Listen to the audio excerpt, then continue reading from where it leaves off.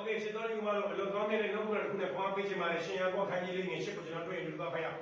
Hermanos, saludos, ரொம்ப அருமையான ஒரு வசனத்தை நம்ம தியானிக்க போகிறோம். யாக்கோபு 4ஆம் அதிகாரம் வசனம் 10. Si Yakobo வாழ்ந்த கண்ணிலே கண்ணிலே. அயாங்கே யாக்கோபு போனேச்சாலோ. தோபியுலின் தென்னோகோ சீமியா பிரபுலேவி. யாக்கோபு 4ஆம் அதிகாரம் வசனம் 10. கர்த்தருக்கு முன்பாக தாழ்மைப்படுங்கள் அப்பொழுது அவர் உங்களை உயர்த்துவார். အဲ့တော့ယာကောအခန်းကြီးလေးငယ်30မှာဘုရားကဘာပြောလဲဆိုတော့ကိုကိုနှိမ့်ချပါနှိမ့်ချရင်မရမယ် யாக்கோபு 4ஆம் அதிகாரம் வசனத்தில் தேவன் வந்து நீங்களே தாழ்த்துங்கள் என்று எழுதியிருக்கிறார். အဲ့တော့သမီးလေးဗမာလူဘာကြီးလဲနှိမ့်ချတဲ့လူဘာပြီးမယ်ပြောတယ်ခင်ဗျာနှိမ့်ချတဲ့လူကိုချင်းမြောက်မှာဆိုတာသိလားဘယ်ထိချင်းမြောက်လဲဘုရားရဲ့ဘဝမှာဘယင်ဖြစ်တဲ့ချင်းမြောက်ခဲ့ தாழ்மைப்பட்டால் தேவன் வந்து உயர்த்துவேன் என்று சொல்லுகிறார். ပြောပါအာမင် အာမင် အဲ့တော့ဘုရားချင်းမြောက်တာလူချင်းမြောက်တာမဟုတ် தேவனே உயர்த்துவார் மனுஷன் உயர்த்துகிறது இல்ல. အခုကကျွန်တော်လူတွေချင်းမြောက်မလားပဲပြောနေတယ် நம்ம வந்து மக்கள் வந்து உலக மக்கள் நம்மளை உயர்த்துவாங்களா அப்படின்னு தான் நம்ம အဲ့ பார்க்கணும். တော့လူချင်းမြောက်ရင်ဘယင်မဖြစ်နိုင်ဘူး மனுஷங்கள் உயர்த்தினா ராஜாவாக முடியும். သိုးเจ้าနေတဲ့ဒါဝဲသိုးเจ้าနေတဲ့လူဘယ်လိုဘယင်ဖြစ်မလဲ ஆடு மேய்க்கிற தாவீதை எப்படி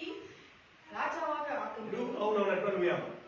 நம்மளுடைய சிந்தையினால யோசிக்க စစ် முடியும். သွားတိုက်ပြီးနိုင်လာတဲ့လူစစ်သုံးမှန်နော်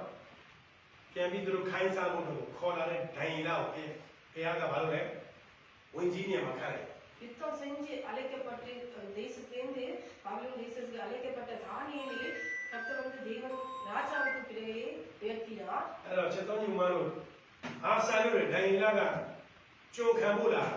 ဝင်ကြီးဖြစ်သွားတယ် அன்பான சகோதர சகோதரி தானியேலுக்கும் அந்த பதவிக்கும் ஒரே ஒரு சம்பந்தமும் இல்லை. အဲ့တော့ဒီလိုပဲယောသက်ကယာကိုရဲ့သားယောသက်ရောင်းစားခံရတယ်သူများအိမ်မှာကြုံပေါ်မှာနေတဲ့လူဘလို့ဖြစ်လို့သူလည်းဝင်ကြီးဖြစ်သွားတယ် அப்படிதான் யோசிப்பு யாக்கோபு குமாரன் யோசிப்பு அவர் வந்து ஒரு தேசத்துக்கு விற்கப்பட்டு அந்த தேசத்துல அடிமையா இருந்த அவரை இப்படி தேவன் உயர்த்தினார். နောက်ဆုံးထောင်ပါကြပြီးတိုင်မဲ့တော့လေယောသက်ကိုဘုရားခရချင်းတော်တယ် சிறைச்சாலையில் அகப்பட்ட யோசிப்பை கர்த்தர் உயர்த்தினார். ကျွန်တော်သိတဲ့လူတွေနောက်လိုက်မယ်ဆိုရင်တော့ဘယ်လိုမလုပ်လဲဒီချောင်းဝထောင်းအောင်တော့ကူညီနိုင်တယ်ပေါ့ நம்ம வந்து மனுஷங்களை தயவை எண்ணி பார்ப்போமானால் மனுஷன் வந்து இந்த சிறைச்சாலை வந்து விடுதலை பண்ணதான் முடியும். အဲ့တော့အမြင့်ဆုံးသွားခြင်းဘာလို့မလဲ உயரமா போக வேண்டும் என்றால் အမြင့်ဆုံးကောင်းခြင်းတင်လို့ချင်း உயரமான ஒரு ஆசீர்வாதம் உங்களுக்கு ဘု வேணுமா ရားနဲ့တူသွား தேவனோடு இணைந்து வாழுங்க. ဒါဝက်ကိုအလကားမချင်းမြောက်လိုက်ဘူး தியாவித கர்த்தர் வந்து சும்மா உயர்த்தல. တိုးเจ้าကလေးဘုရားဘာလို့လဲသူချင်းမိုးနေတာဖြစ်တယ် ஆடுகளை மேய்க்கும் போதே தாவீது தேவனை ஸ்தோத்தரித்தார். တော်တိုင်းမှာတယောက်တည်းကိုးကွယ်နေတာဖြစ်တယ် அந்த காட்டுல ஊரே பாலா தேவனை ஸ்தோத்தரித்தார். ဆာလငါတော့တင်ဖိုင်တွေ့ရမယ်မိုးမလင်းခင်သူကကော်ဖီကွက်ကိုမရှာဘူးဘာလို့ရှာလဲဘုရားပဲရှာတယ်မျက်မှောက်ပြုတယ် சங்கீதம் 5 வசனம் 3ல அவங்க வந்து காலையில தேவனை தான் முதலாக சேவிக்கிறாங்க. ကျမ်းစာမှာအများကြီးရေးထားတယ်ငါစိတ်နဲ့တွေ့တော်သူငါစိတ်နဲ့တွေ့တော်သူငါစိတ်နဲ့တွေ့တော်သူ தேவனுடைய வசனத்துல நிறைய தடவை தாவீதை பத்தி என் இதயத்துக்கு ஏற்றவன் என்று သ எழுதி င်ချင်းမြောက်ခြင်းခံခြင်းဘုရားစိတ်နဲ့တွေ့တော်သူဖြစ်ပါစေ நீங்க வந்து உயர்த்தப்படணும்னா தேவனுடைய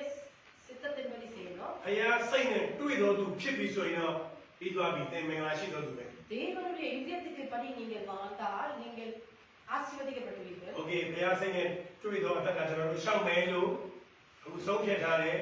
ခံယူလိုက်ပြီးဝမ်းသာတယ်ဒါပေမဲ့နှိမ့်ချခြင်းမရှိဘူးဘုရားချီးမြှောက်လေ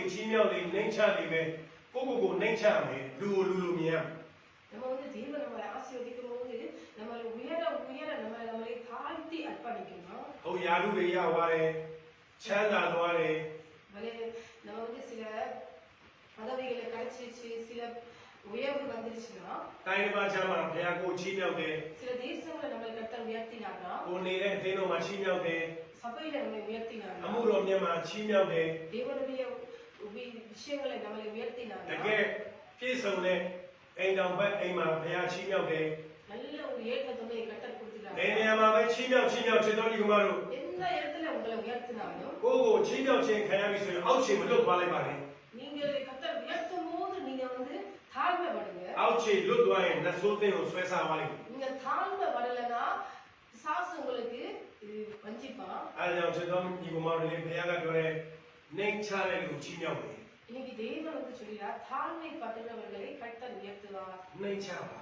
தாழ்மை வருது. ஐயாயமா நைச்சாவா எல்லாவற்றிலும் தாழ்மையா இருக்கு. ஐயாவில சொல்லி குறைப்பா ஐயாயா நைச்சாவா பக்கத்துல உங்க கை போட்டு சொல்லுங்க எல்லாவற்றிலும் தாழ்மையா இருக்கு. အောင်မြင်ခြင်းရောက်သွားရင်လည်းနှိမ့်ချ வெற்றி கிடைச்சாலும் தாழ்மை. အောင်မြင်တော်သူတဲ့အောင်မြင်တော်သူဖြစ်သွားရင်လည်းနှိမ့်ချ வெற்றி மேல் வெற்றி சேர்ந்தாலும் தாழ்த்துங்க. အဲ့ဒီဘုရားကသင်ကိုအောင်မြင်ခြင်းချက်အောင်မြင်ခြင်းချက်အောင်မြင်ခြင်းချက်အောင်မြင်တော်သူဖြစ်အောင်ဘုရားလုပ်မှာဖြစ် வெற்றி மேல் வெற்றி மேல் வெற்றி சிரிக்க கர்த்தர் பண்ணுவார். တော့ပါအာမင် အာမင် နားလည်အောင်ဆက်ဘုရားရဲ့ဆက်ရကောင်းကြီးပေးပါစေ ஆசீர்வாதம் இருப்பார். ဟာလေလုယာ Hallelujah.